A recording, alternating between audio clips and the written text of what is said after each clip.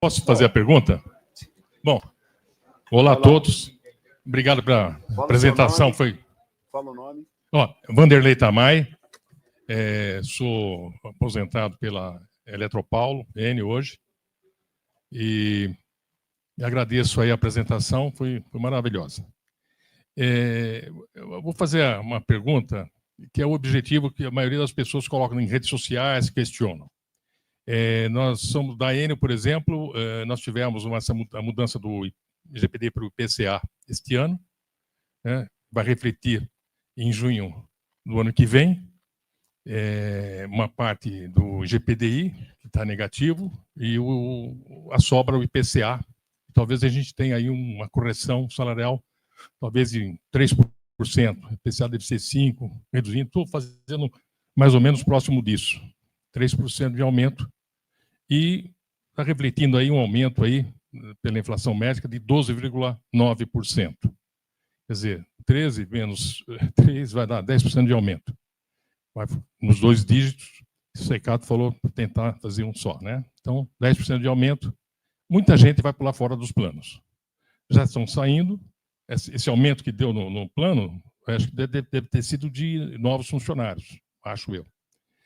E os aposentados, a grande maioria, e nós estamos numa situação complicada, porque continuar no PES fica difícil. Mesmo a essência agora, o pessoal foge por essência, e também a essência está crescendo, o custo.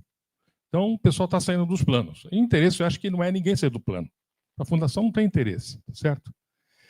E até as meninas, né, algumas conversaram comigo, a gente conversando, elas querem um reajuste zero, quer dizer, ter aumento. Tá?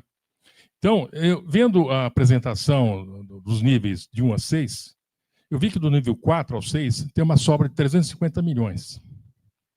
Uma sobra, entre o peso e o essência. Desses 350 milhões, eu fico pensando, se nós tivermos, teve um custo de 478 no primeiro semestre deste ano da saúde. Primeiro semestre do ano que vem, vamos supor que seja de 500 milhões. Então, o aumento do plano de saúde é em dezembro. O nosso reajuste é em junho do ano que vem. Se entrar agora os 12,6%, lógico que tem uma sobra aí dos níveis, se entrar um reajuste nesse nível de 10%, muita gente pula fora. Qual que é a proposta? Não ter aumento agora em dezembro. Tá? Mantenha o pagamento atual, que nós estamos pagando. E você utiliza os níveis. Quantos por cento vai usar dos níveis? Se você tem uma previsão de 500 milhões até junho do ano que vem, se o aumento seria de 12%, 12% de 350 milhões que tem na sobra, vai dar em torno de uns 70 milhões. Então, nós continuamos pagando o valor de hoje, já em dezembro, seria o reajuste zero que as meninas pedem, até junho. A diferença usa os níveis. Vai dar uns 12%. Em junho, o nosso aumento, por exemplo, seja de 5%. O aumento no plano de saúde não dê a diferença 12, dê 5, e a diferença continua usando os níveis, para que mantenha o pessoal no plano. E a reposição desses níveis, vamos fazendo aos poucos. Essa é a proposta, para ver se a gente consegue manter o pessoal no plano. Reajuste zero até junho, e depois correção do IPCA e a diferença dos níveis. Essa é a proposta. Muito obrigado. Concordam com isso ou não? Vamos ver agora se o Sérgio Nabas aprova, né? As meninas, né? Sérgio, né? O Sérgio Nabas só vota contra, pelo amor de Deus. O Sérgio é o portador das notícias. Pelo amor de Deus. Assim, é o mensageiro, né? Porque assim, os números ali, eles são cruéis, né? Então, Vanderlei, acho que a gente pode avaliar essa questão, né? Porque é o seguinte, como a gente mostrou e como a gente falou, saúde, eu tenho certeza que todos vocês concordam comigo, saúde não tem preço. Concordam? Não, peraí, calma. Vocês não estão esperando eu molhar o bico? Vocês vão lembrar? Essa molhar o bico. Saúde não tem preço, porque a gente, quando precisa do recurso, do hospital, da tecnologia, ela, para a nossa vida, ela não tem preço, mas ela tem custo. E eu não consigo esconder esse custo, gente. Eu não consigo esconder. Ele é real. Ele existe. Aqui não é o que a gente acha, o que a gente deseja. É o que foi demonstrado, é uma realidade. O custo cresce, sim. Né? Por mais que a gente faça ações, e a gente já explorou tudo isso. Então, é fato que há um crescimento. O que eu me comprometo a fazer é avaliar, diante dos resultados financeiros, o que a gente pode fazer, mas a gente nunca vai tomar uma decisão olhando um ano só. Nunca. Porque seria uma irresponsabilidade da nossa parte chegar aqui e falar, pessoal, não vamos dar reajuste zero, vocês saem felizes da vida, comemorando, ano que vem eu falo, tá bom, 40%. Não vamos fazer isso. Tá? Então, qualquer análise, e tenham certeza disso, a gente está considerando o uso dos recursos.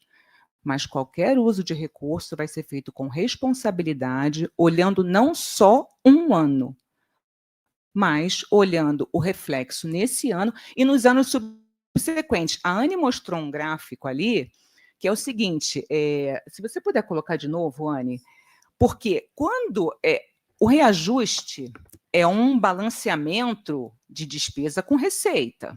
Então, só para dar um panorama para vocês, mais técnico. Isso aí. Cadê aquele microfone? O que ela quis dizer quando ela mostrou isso aqui? Essa barra aqui é receita.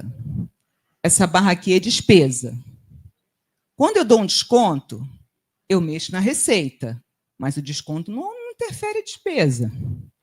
No ano seguinte, a despesa cresce a partir deste número.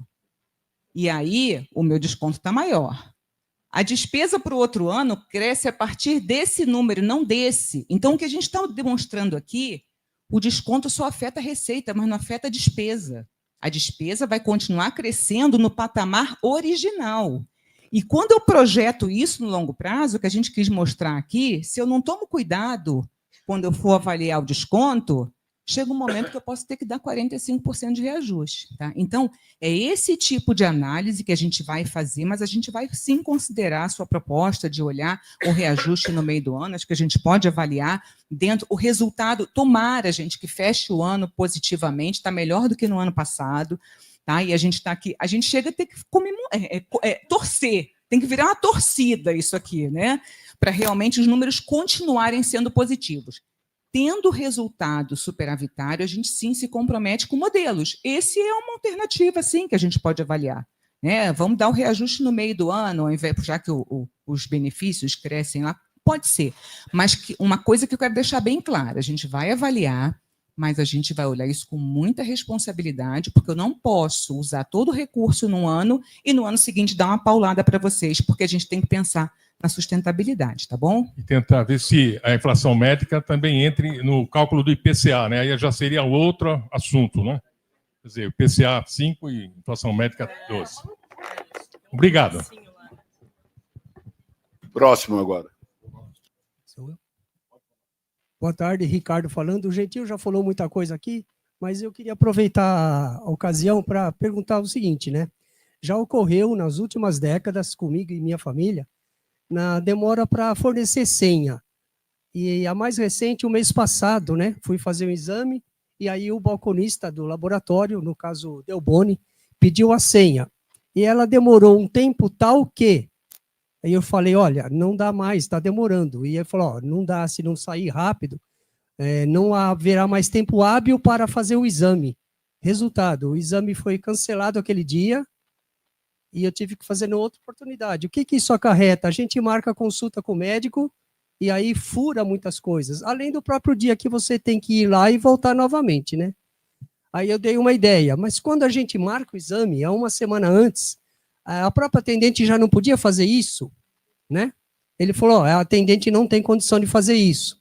Eu falei, pô, então alguma coisa tem que mudar. Então eu falei, o que pode fazer aí nesse 4004-0173, é lá na Alameda Santos? É vocês mesmos que fazem ou é em outro local físico que fornece essas senhas? Eu já pedi algumas vezes de casa mesmo que eu liguei, mas faz muito tempo. E ultimamente eu não tenho feito mais isso, né? O próprio laboratório já pede. E nesse dia eu perdi esse exame, né, de ressonância, no caso, né? CVC se prepara, né? Perde o dia, tal, né? Eu queria alguém que pudesse dar uma solução para isso. É claro que vai ter que ver ali se eu estou pagando em dia, se o meu plano cobre. Eu entendo tudo isso. Ele não pode falar, faz agora. Mas vai demorar 10 minutos, 15.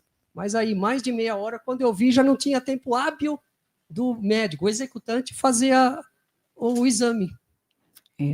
Qual o seu nome, desculpa? Ricardo. Seu Ricardo, é o seguinte, a gente falou aqui uma parte, sou totalmente solidária ao seu comentário, tá? Acho que é importante falar. A gente falou uma parte dos desafios, mas tem tantos outros aqui que não dá nem tempo da gente abordar. Um deles é que, olha, eu não consigo enumerar as vezes que eu, pessoalmente, uma pessoa mandou mensagem e falou, pô, Luciana, estou aqui no hospital ou no laboratório para fazer um exame e vocês não liberaram a senha? O que é isso? Aí, time, procura no sistema. Eles acabaram de pedir. Eles pedem, muitas vezes, o laboratório, o hospital, esquece de pedir. Quando o paciente está na frente do atendente, é meio que, nossa, tinha que pedir autorização, né? Aí ele entra lá, pede e fala, sua operadora demora muito para liberar.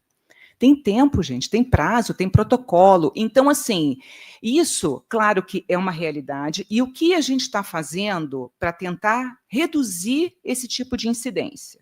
Duas coisas. Primeiro, formas de que o próprio beneficiário acompanhe o processo. Então, ele pediu, e para isso é muito importante que todos mantenham seu cadastro atualizado, o número do seu telefone atualizado na Vivest. E o aplicativo também. Agora, pelo aplicativo, você consegue acompanhar ali quando foi liberado, o que foi solicitado. Então, essa é uma forma da informação para o beneficiário em tempo real, para que ele consiga acompanhar se realmente o pedido já foi feito. Agora, se a informação nem chegou na Vivest ainda, ele não vai conseguir ver no aplicativo, porque a gente nem sabe ainda, né? E outra medida, claro, a gente sempre volta na rede, faz um trabalho de educação, faz um trabalho de aproximação. O time de relacionamento, o time de atendimento tem feito até uma visita a consultórios, visitando o interior, para que o nome Vivest seja lembrado. Então, a gente tem iniciativas de aproximação e tem iniciativas de ferramenta, mas isso é uma realidade que, infelizmente, não é só da Vivest. Acontece de uma forma geral em muitos planos de saúde, tá bom? Ok. Você quer falar no microfone?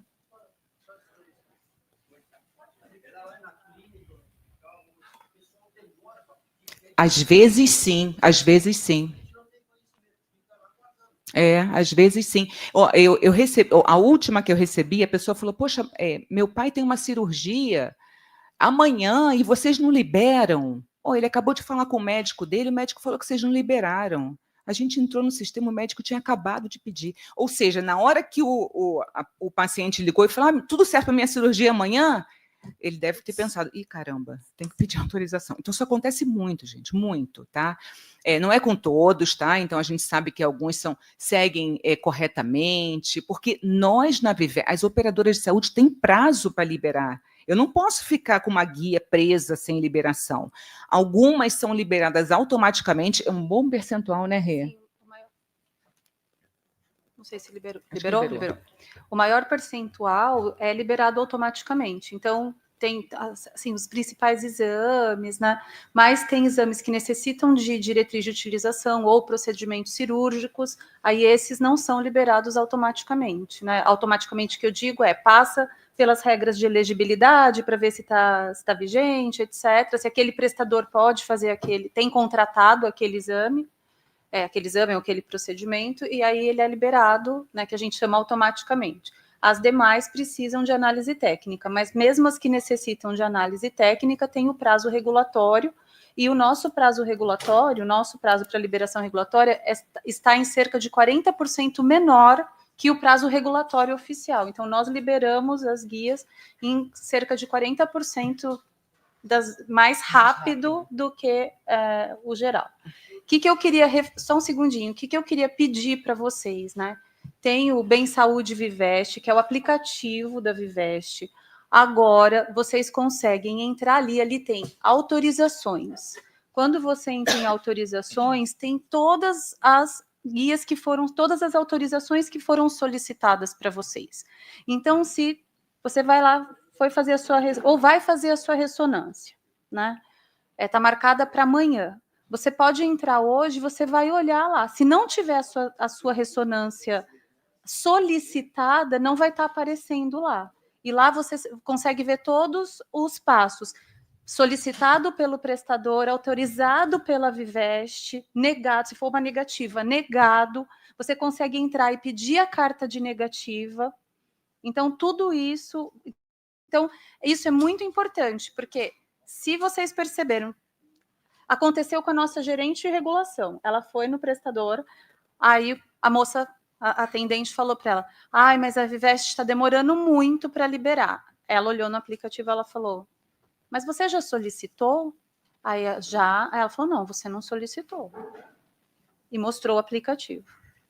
Então, se todos nós começarmos a fazer isso, também muda o comportamento. Acho que a Simone tem uma coisa... Aqui. Não, obrigado, mas se eu entendi, então quando eu ligo hoje, para marcar daqui 10 dias, amanhã eu tenho que ver se foi pedido? Então eu tenho que pedir a senha? Não, o prestador deveria então ter... o que eu falei, né? Deveria, a telefonista Sim, na hora. por isso... No caso desse rapaz do balconista do Delboni, ele falou, não, a telefonista não tem condição de fazer isso.